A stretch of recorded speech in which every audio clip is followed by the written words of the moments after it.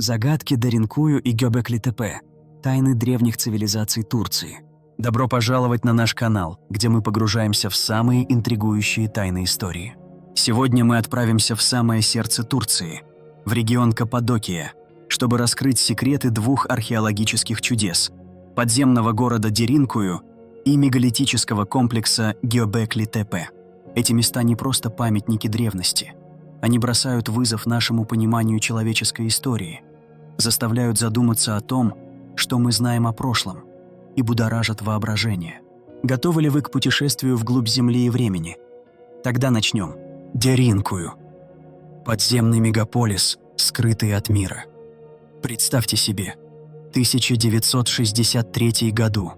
Маленький городок в центральной Турции. Обычный житель решает отремонтировать свой дом и, снося стену в подвале, обнаруживает за ней потайную комнату. Эта комната ведет в другую, а затем еще в одну, пока не открывается целый подземный лабиринт, который оказался одним из самых поразительных археологических открытий XX века. Это Деринкую, подземный город, уходящий на 85 метров вглубь Земли, с 18 уровнями, способный вместить до 20 тысяч человек. Но что это за место? Как древние люди, не имея современных технологий, смогли создать такой сложный комплекс?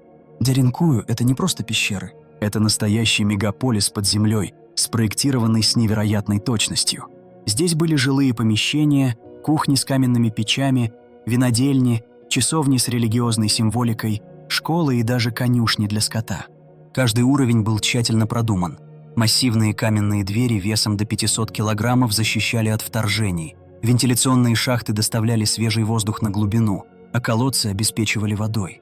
Это была самодостаточная экосистема, способная функционировать месяцами, без выхода на поверхность.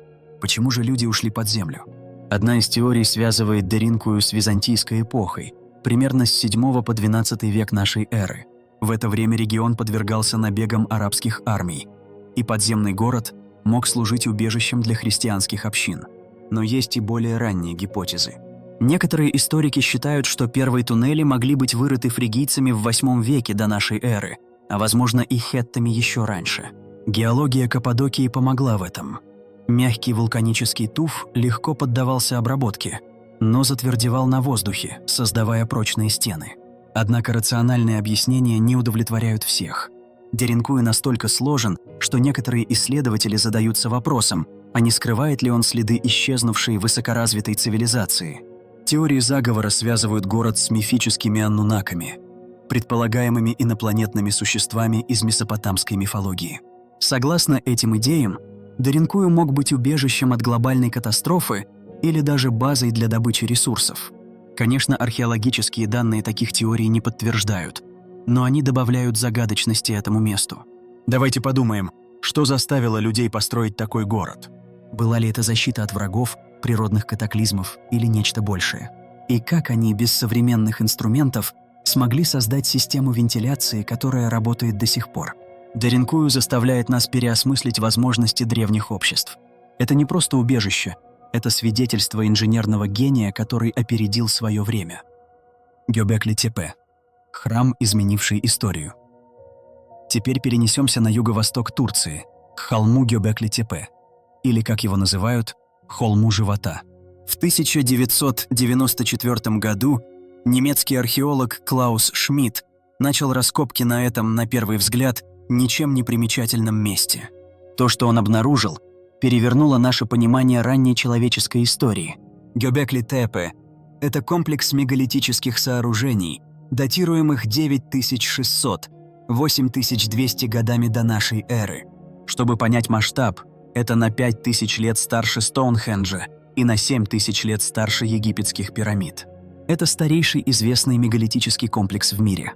Göbekli-Tepe состоит из массивных Т-образных колонн, некоторые из которых достигают 5,5 метров в высоту и весят до 50 тонн. На них вырезаны сложные изображения животных, человекоподобных фигур и абстрактных символов. Но что делает это место уникальным? Во-первых, его возраст. 11 тысяч лет назад человечество, как считалось, находилось на стадии охотников-собирателей, не способных к созданию таких сложных структур. Во-вторых, его назначение. Клаус Шмидт называл Гёбекли-Тепе первым храмом человечества, предполагая, что это был религиозный центр, возможно, связанный с ранними формами организованной веры. Но как люди, не знавшие письменности и металла, смогли возвести такие монументы? И зачем? Одна из теорий гласит, что Гёбекли-Тепе был астрономической обсерваторией. Резьба на колоннах, особенно на так называемом камне стервятника, может изображать созвездия, такие как Скорпион или Весы, а круглая фигура в центре – Солнце. В 2017 году инженеры-химики Мартин Свотман и Деметриос Тичис предложили революционную гипотезу. Камень стервятника фиксирует астрономическое событие – падение кометы, связанное с так называемым Младшим Дриасом. Младший Дриас – катастрофа, изменившая мир. Младший Дриас – это период резкого глобального похолодания, длившийся с 12900 до 11600 лет назад. Геологические данные указывают на мощные цунами, лесные пожары и массовое вымирание видов, включая мамонтов и саблезубых кошек. Одна из ведущих теорий связывает это событие с ударом кометы, который растопил ледники, вызвав хаос на планете. Если Свотман и Тичис правы, то камень стервятника может быть древнейшей записью этой катастрофы. Безголовый человек на колонне, по их мнению, символизирует разрушение, а квадратные символы с нисходящими линиями – фрагменты кометы. Эта гипотеза поднимает невероятные вопросы. Если Гёбекли-Тепе действительно документирует катастрофу, значит, его создатели обладали глубокими знаниями астрономии и способностью передавать информацию через символы. Это опровергает идею, что ранние люди были примитивными. Напротив, они могли быть частью сложной культуры, о которой мы почти ничего не знаем. Связь Деринкую и Гёбекли-Тепе – единая история. Теперь давайте соединим точки. Деринкую и Гёбекли-Тепе находятся в разных частях Турции, но оба указывают на существование высокоразвитых обществ в глубокой древности. Что если подземные города, такие как Деринкую, были построены как убежища от последствий Младшего Дриаса? Зороастрийские тексты, такие как Вендидат, описывают подземное убежище, созданное Емой для спасения от суровой зимы. Это поразительно напоминает Деринкую. Возможно, эти города были ответом на климатический хаос, вызванный кометой. Гёбекли-Тепе, в свою очередь, мог быть мемориалом, построенным выжившими, чтобы увековечить катастрофу и сохранить знания о ней. Сложные резные изображения и астрономические символы говорят о том, что его создатели были не просто строителями, но и хранителями знаний.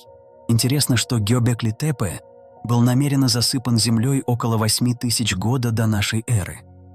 Почему? Возможно, это был способ сохранить его для будущих поколений или защитить священное место от врагов. Альтернативные теории и загадки не обошлось и без альтернативных гипотез. Некоторые исследователи связывают Гёбекли-Тепе и Деринкую с теориями о затерянных цивилизациях. Например, есть предположение, что эти места могли быть созданы с помощью технологий, превосходящих возможности того времени. Сторонники таких идей указывают на точность резьбы и масштабы строительства. Однако археология пока не нашла подтверждений внеземного вмешательства или утраченных технологий. Более вероятное объяснение – это невероятная изобретательность и организованность древних людей. Еще одна загадка – сеть туннелей, соединяющая Деринкую с другими подземными городами, такими как Каймаклы. Эта сеть простирается на километры, что говорит о высоком уровне сотрудничества между сообществами. Возможно, Каппадокия была центром древней цивилизации, где люди обменивались знаниями, ресурсами и верованиями. Что это значит для нас? Деринкую и Гёбекли-Тепе – это не просто археологические памятники. Они заставляют нас переосмыслить историю человечества. Если 12 тысяч лет назад существовали общества, способные строить мегалитические храмы и подземные города, то как много мы еще не знаем о нашем прошлом. Эти открытия ставят под сомнение линейную модель развития цивилизации, где человечество якобы двигалось от простоты к сложности. Возможно, мы потеряли целые главы нашей истории из-за катастроф, войн или забвения. Современные технологии, такие как георадар, продолжают раскрывать новые тайны. Например, в Гёбекли-Тепе раскопано лишь 5% комплекса, а в Каппадокии обнаруживаются новые подземные туннели. Каждое открытие приближает нас к пониманию того, Кем были эти древние строители и что ими двигало? Заключение. Загадка, которая зовет нас Деринкую и Гёбекли-Тепе, это памятники человеческой стойкости, креативности и стремления к выживанию. Они напоминают нам, что под поверхностью Земли и времени скрываются истории, которые ждут своего часа. Эти места не только рассказывают о прошлом, но и задают вопросы о нашем будущем. Что мы оставим после себя? И как будущие поколения будут интерпретировать наши следы? Если вам понравилось это путешествие вглубь истории, подпишитесь на канал и поставьте лайк. В следующем видео мы отправимся в Боливию, чтобы исследовать загадочные H-образные мегалиты, которые могут перевернуть наше представление о древних цивилизациях Южной Америки. Делитесь своими мыслями в комментариях. Как вы думаете, кто построил Деринкую и Гёбекли-Тепе? И что скрывается за их тайнами? До встречи в следующем видео.